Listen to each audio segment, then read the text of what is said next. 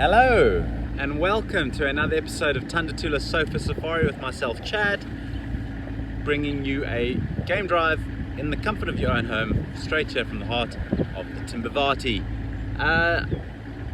It's been a little while since I was actually out recording one of these episodes. I've been busy with guests for the last week or so, and it's been a very pleasant week. We've got another 30 mils of rain.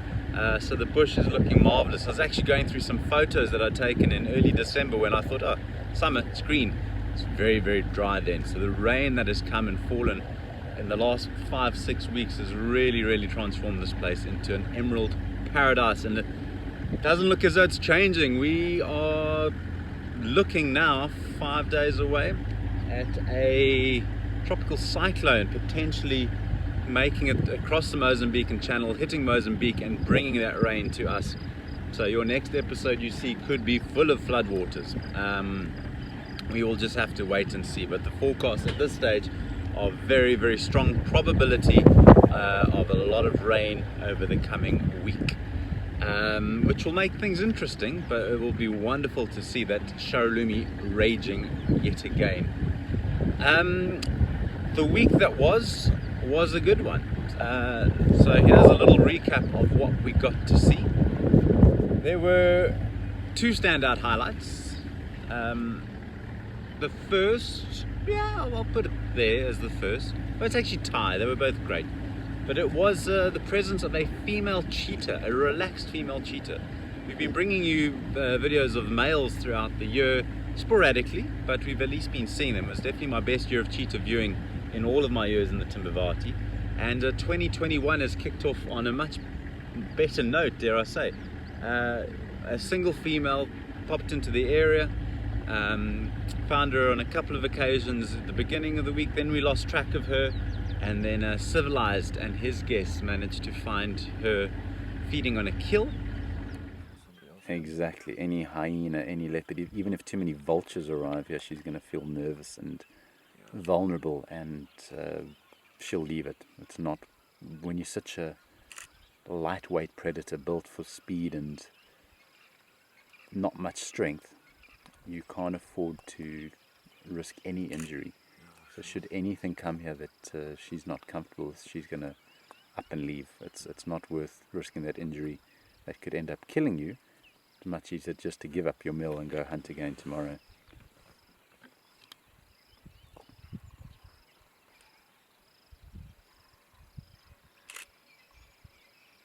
Looks like a decent size impala that she got as well.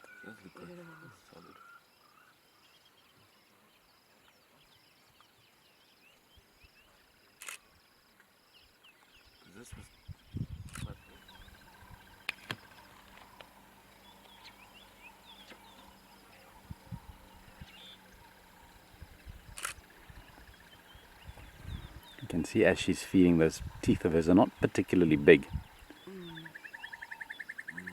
Especially the canines. Very beautiful cat. She's like, beautiful.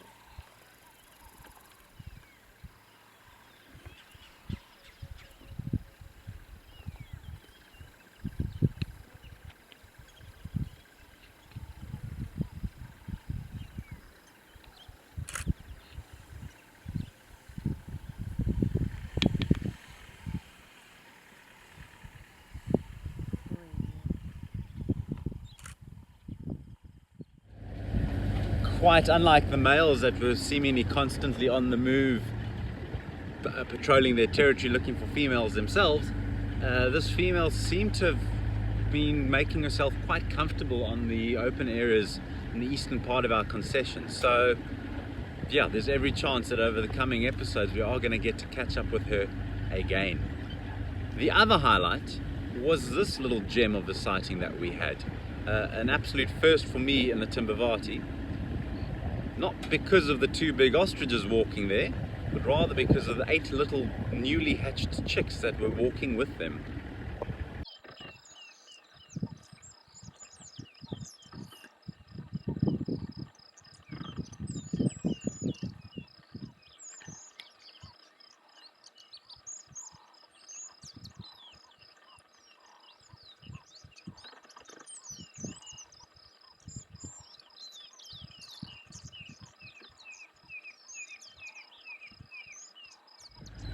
And another one of the fantastic sightings that we had this week that actually isn't in top spot, but it was pretty amazing.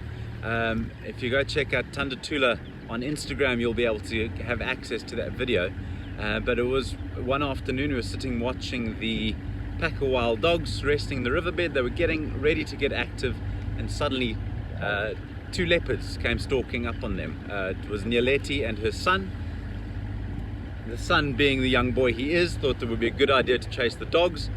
It was great until they turned on him and sent him scampering up the smallest little bush he could find. Mom wisely had made it up a nice big tambuti beforehand, and the dogs left, the 2 leopards stayed in the tree, and it was just a really magical sighting. We also got to see briefly Tumbela this week. No sign of her cub. It is still around though, but we didn't catch up with that. And also a sighting of Unsungwan, our dominant male leopard in the southwest. It was probably the first time in over a year that I've gone down to see him, and that was also a treat. I decided to have a rest. Branches on both sides.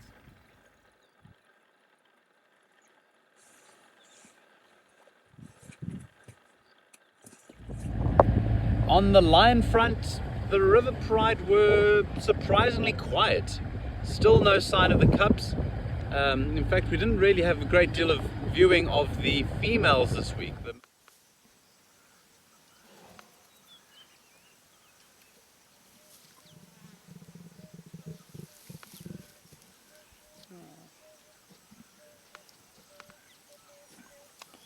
Don't normally see the males being affectionate like this. They're spooning. He's big spoon, she's small spoon.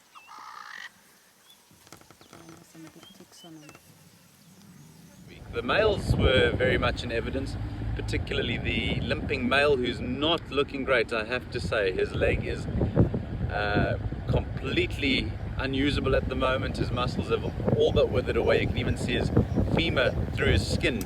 He's really not looking in a good shape. On the leg side of things, his belly is always full, so he's coping.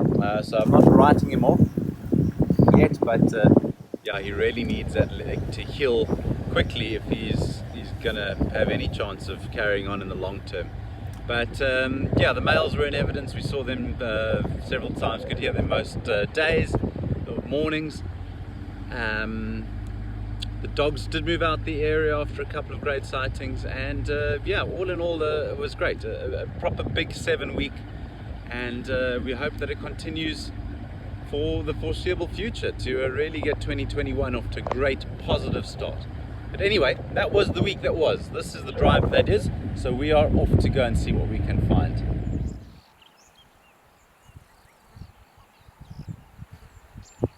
Kick-starting the morning with a very peaceful scene of a journey of giraffes browsing here, just to the east of our camp. Goes to show their love of acacias, or as we've discussed, formerly acacias. We've got a sea of green, and they still go and single out these thorn trees. Even when there's a lot of, at this time of year, good nutritious trees lacking thorns, their preference is still to find those that are the most nutritious. And the leguminous acacias, or vacelias as that one is, looks like Vachelia tortilis from here, the umbrella thorn, and making best use of the new fresh growth. It's one of the few times of the year when they will actually eat the thorns of thorn trees. When they're growing at the end of the branches and have yet to harden, not going to pose too much problem for their strong, durable tongues, and they will munch on them. Otherwise, it is going to be just stripping the leaves between those thorns.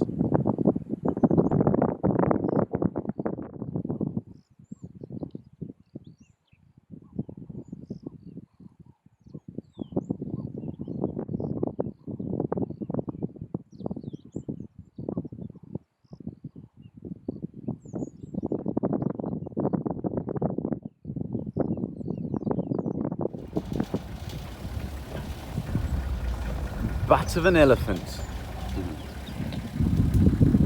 There's a big one. We're not going to stick with him. He's a young male, probably following behind a breeding herd, so you'll come and check up here later. just got a sighting not far away that we want to try and make before the animals disappear. Which may not work because it already sounds like they are going through a tough, difficult area for the vehicles to follow. But go away, fly, shoo, fly. Let's go see if we can help them.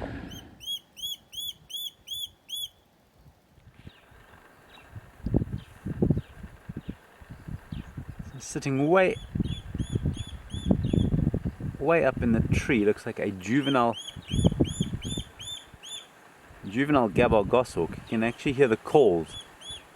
That one's calling, and then there's one in the bush on my right that is responding, but it's in such a thick bush I can just go and find it.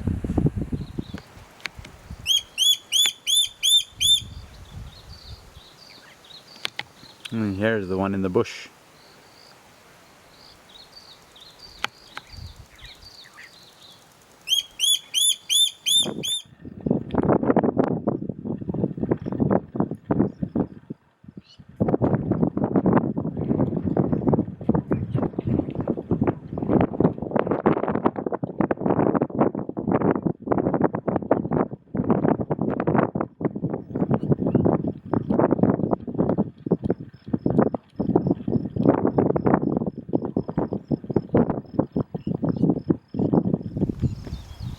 Another properly good summer scene. We've got some Egyptian geese wandering around, bachelor group of impala. In the foreground here, everybody in Johannesburg's least favourite bird, the hardy-dar ibis. A nice grouping of wildebeest, including some babies. Difficult to see how big they're getting, but a bunch of them lying down, flat on their sides. And just chilling it out in the wind. I'm sure you can hear how blowy and breezy it is. Not the most pleasant conditions I've done a drive in with regards to the wind. So just wondering if all of those wildebeest are chilling there by Mashatten Dam. Could there possibly be something on Tortillas Plains that has pushed them away? Maybe our lions are around. Heard them roaring to the east last night towards the den site, but they've been difficult to find of late. So I'm checking in the area where the lion den site is. There's a whole bunch of vultures, about 7 or 8 of them, have just dropped down on the other side of the river. So the lions could have a kill there, or our cheetah could still be around. It's right kind of habitat for the cheetah to be hunting. There by Jackal's Flay, Little Serengeti. So we're going to shoot around quickly and see what we can find. If it's not the lions, if it is the cheetah, there's a good chance that the lions are going to see the vultures and come and investigate. So worth getting there quickly.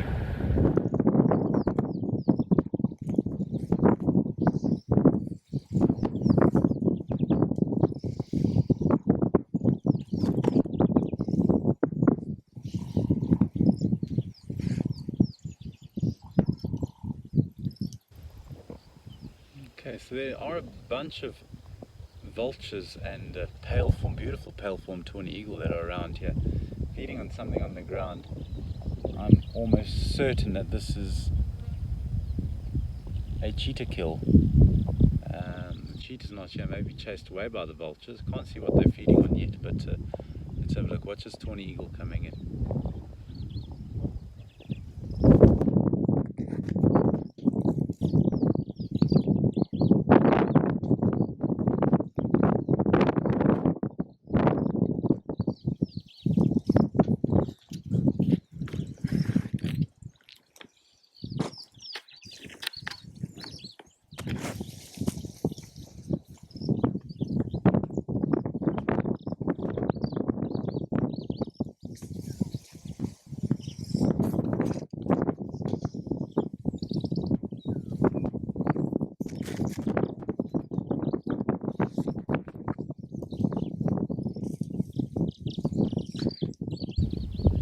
Feels almost like a repeat of the last sighting we had of this cheetah, where we saw the vultures gathered and then found her a couple hundred meters away, grooming, having had a good feed. but nervous of what could be drawn in here. So we're very close to where the last known location of the lion den site was, just behind us at Jackal's Flay. These lions see these vultures, they're no doubt going to come down and investigate. But at the moment there's no one coming. But we'll watch the vultures and then go see if we can find what I'm sure was the cheetah that killed us.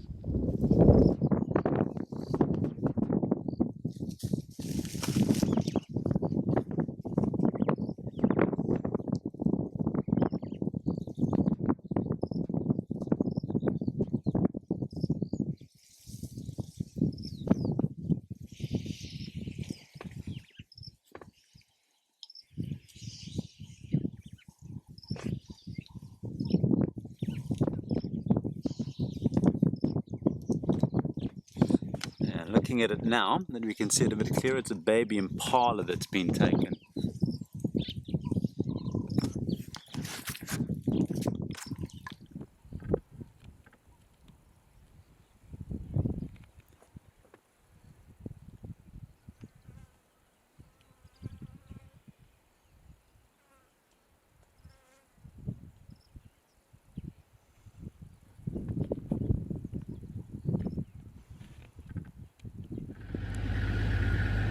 Little look down Serengeti, no sign of her here, so I'm going to go check that Sodic site that runs down Jackal's Flay.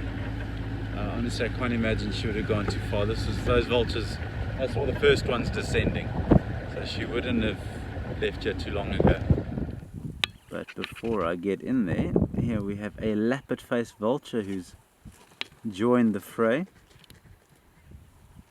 Our biggest and most impressive vulture here, normally dominating the white-backed that kills like this.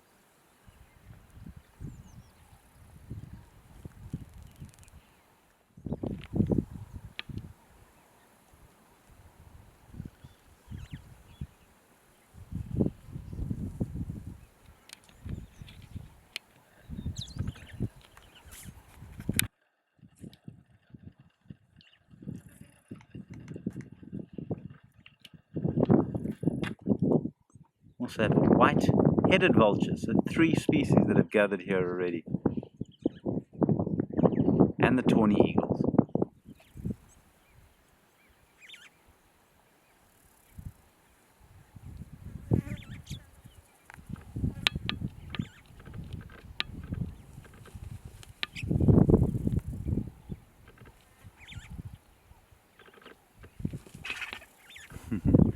There we go, we get to see some of that dominance on display now. Barges in and grabs it from all the others who stand back.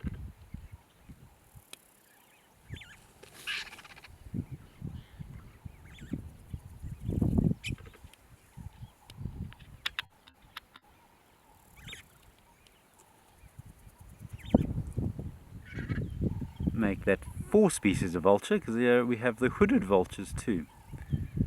Hooded, white-backed, white-headed and leopard-faced. The only one missing from the mix here is our Cape vulture.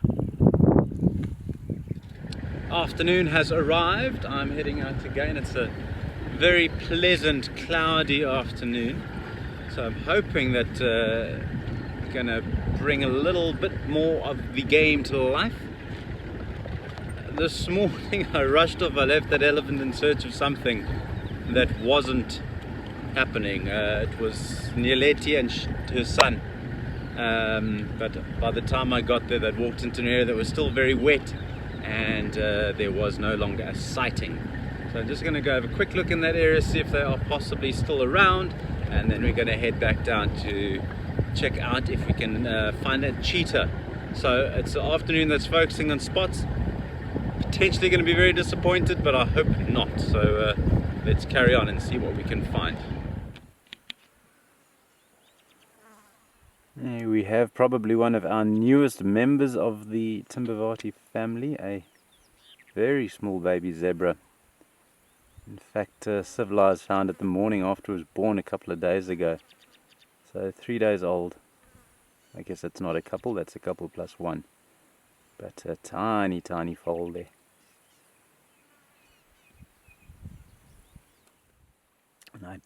don't actually see it present in the herd at the moment, but they had another slightly older foal that was not doing very well. Had a broken front right foot and a predator inflicted gash on its rear end, but I don't see it now. We haven't had the lions coming through here, but it's always possible that things like the hyenas take them. Sadly, even amongst this dazzle now that they're out in the open, I don't see that injured foal, so I don't believe it has made it.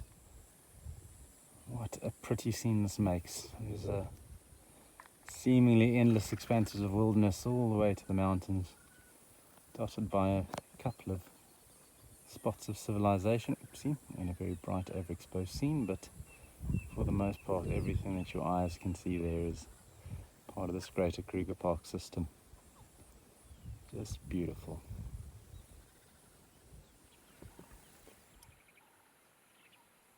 And here we have a bird that usually doesn't sit still long enough for us to film. It is the African hoopoe, or the hoop hoop in Afrikaans, or a wierhoop in German, I believe. And off it goes. But yeah, a hoopoe. Unfortunately, Nioleti does not want to appear for the third time in a row on our safaris. A colleague had actually found her resting up in a marula tree a little bit before I got out and drive. Left her very, very restful. Unfortunately, it seems as though her rest had come to an end and she had gone. To check the block, no sign of her. So let's go get disappointed by not finding a cheetah. So, our glorious marula trees. You can see on the road there what is happening. They are dropping their berries at the moment. I'm going to have to make a plan to collect some and try and make some marula beer this year. We spoke a lot about them and the marula trees in our earlier episodes, but yeah, these are the ones that make the beer. Far less gross when you're not pulling them out of an elephant's fresh dung. But as you can see from these, they're still very green. They need to be a bright yellow before they are ripe. They're not going to ripen on the tree obviously because they're already on the ground, but you take these, you leave them for a few days and they will get nice and ripe. Get a much more pungent is the wrong word. It's actually quite an aromatic, pleasing odor that is released from them. And once they're ripe, then you can start making the beer. Scotch promised me he would show me how to do it. So when he's back at work, we will make a plan to do it. More beautiful summer scenes, a little sounder of pigs with their piglets and some impalas with a lush oasis behind. But you might be looking at all that sand and thinking, yeah, it looks dry and dead, what's happening? But these are these Sodic sites that we've discussed in the past that remain open throughout the year. Hard, crusty swells, quite difficult for the grasses to penetrate into that hard crust, although they are doing a much better job of it this season. And we're finding a lot more grass covering these Sodic sites than we have in the past. But when the bush gets as dense and thick as it is now and the grass is as long as they are, these animals are very happy to come and make use of these Sodic sites at night as places to rest, during the daytime as places to feed, because they're quite clay rich. They often have a lot of natural pans and water points that the animals can make use of, so it becomes an all-round perfect place for them. You can see how the grasses are growing very nicely in amongst the few patchy pieces of sand.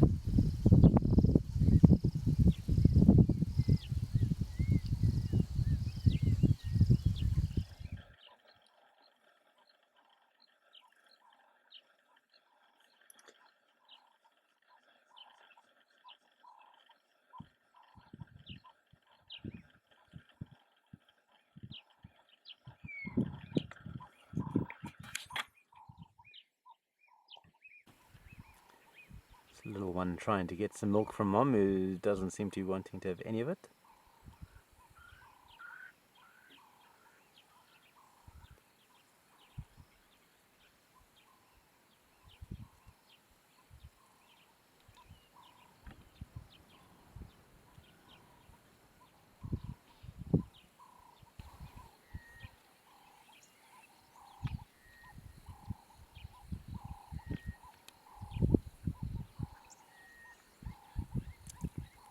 A red-billed oxpecker sitting on the mother warthog there. All covered in mud. Been a relatively warm day, and it's on the little baby. You get a sense of scale now when the bird lands on that little guy. Very tolerant of it. But yeah, it's been a warm day, so no surprises that this little family spent much of their day in the mud wallows. This one seems to have gone into the mud again, much wetter than the others.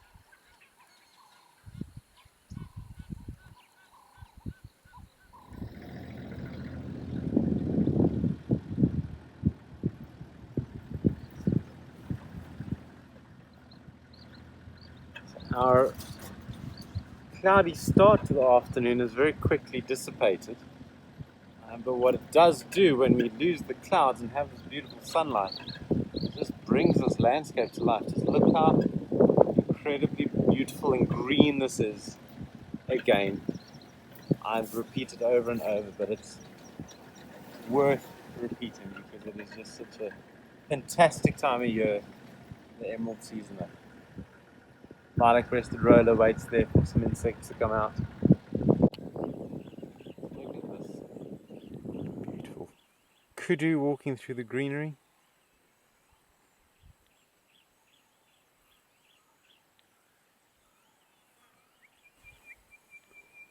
Followed closely by her herd member. Did have a brand new baby kudu the other day. It is their lambing season now, calving season rather. So I'm sure it won't be long before we can bring those to you on safaris. For the first couple of weeks of their life they remain very well hidden though, so it's not always the easiest thing to find.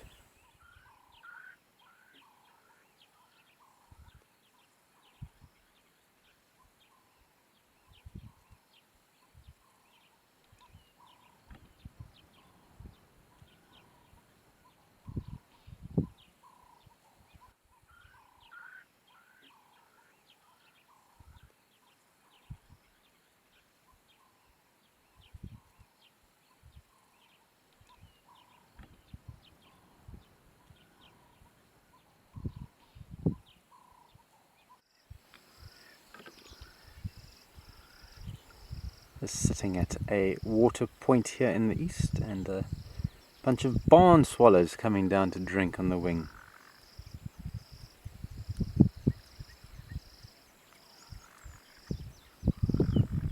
Scooping down and grabbing a beak full of water each time they hit the surface. Better not be over eager, otherwise you're going to dive bomb into there.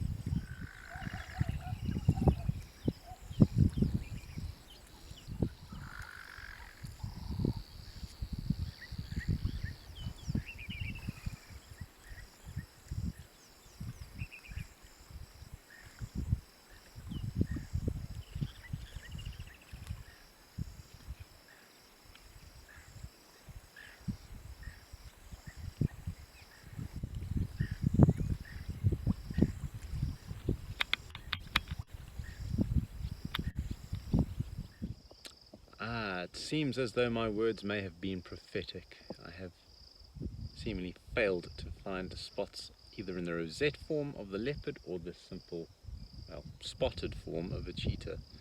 I've found very, very little this afternoon on the big game front, but it has just been an incredibly beautiful afternoon. Sitting here as the sun sets behind me, watching this waterhole in front, and just enjoying a wonderful, wonderful time of day. I'm going to slowly start making my way back round to Jackal's Flay. One last look for the cheetah, otherwise we're going to be heading back to camp for this drive. But still have an hour or so of light. Let's see if there's one or two special things waiting for us.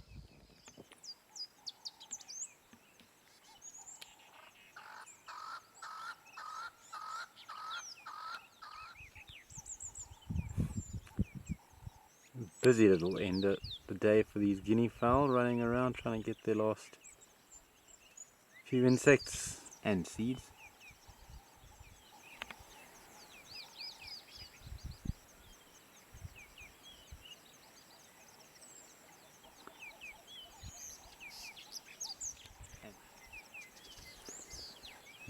scratching in the sand there to get the food they're after.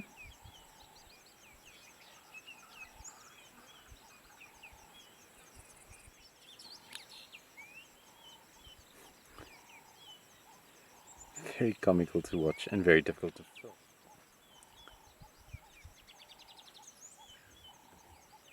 Real standout birds of the bushveld are those brightly coloured heads. Actually quite interesting to see them in flocks. Normally by this time of year they've all actually paired off. In monogamous pairings to go and have their chicks. But for some reason this flock is together again.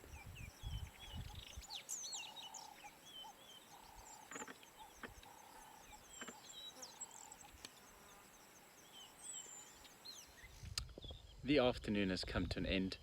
I've come here to Jackal's Flay to see lions or cheetahs, and I have found a wildebeest and some impalas who are milling around there somewhere. It's just, I guess, one of those days today. It didn't produce an awful lot in terms of the big stuff, but a lot of nice smaller things, and a couple of things that we haven't yet seen on our Surfer Safari series. So I hope that you enjoyed it nonetheless. That, as well as what was a really good week of game viewing, and the little highlights reel that will hopefully have given you the action that you wanted. But yeah, I'm going to be calling it an evening, and we will be back again next week. And it will actually be Luke making a reappearance on this series. He's been away for about a month now, so we'll welcome him back. And I know this because I'm going to go out and film him over the next couple of days. Let's see what that brings, and be sure to check up next week. But until such a time, please look after yourselves, take care, stay healthy, stay positive, and you'll see you all very, very soon. Till then, cheerio. That's not exactly a terrible sunset.